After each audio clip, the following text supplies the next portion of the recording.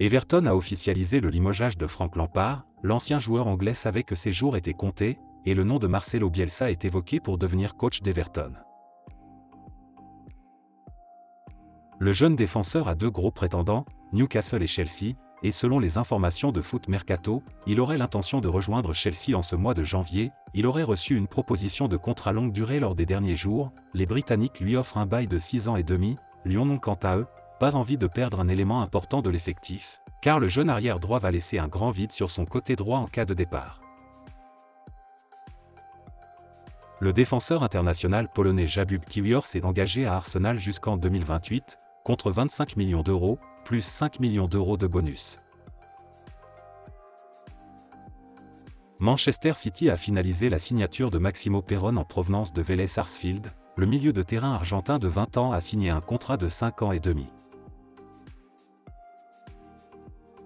Alors que Sadio Mané semblait forfait pour la rencontre tant attendue au Parc des Princes le 14 février prochain, ce dernier a repris la course ce mardi matin à l'entraînement avec le Bayern. Dans une vidéo postée sur les réseaux sociaux, on peut voir l'international sénégalais courir sur le terrain d'entraînement du club allemand.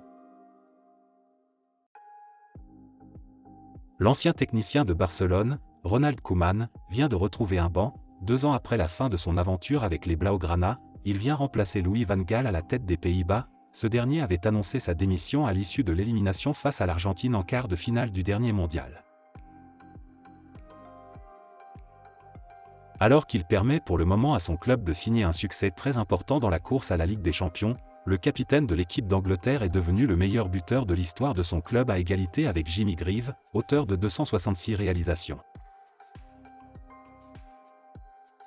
Pendant de longs mois, le feuilleton Asensio a marqué l'actualité madrilène. Alors que son contrat expire en juin, le FC Barcelone compte en profiter. L'ennemi juré du Real Madrid a même déjà commencé à discuter avec le FC Barcelone. Son nouvel agent, Jorge Mendes, aurait même déjà discuté de la possibilité d'une arrivée de son client avec les dirigeants du Barça. Et même si Asensio n'a pas encore décidé de son avenir, la possibilité de rejoindre le Camp Nou est bien sur la table.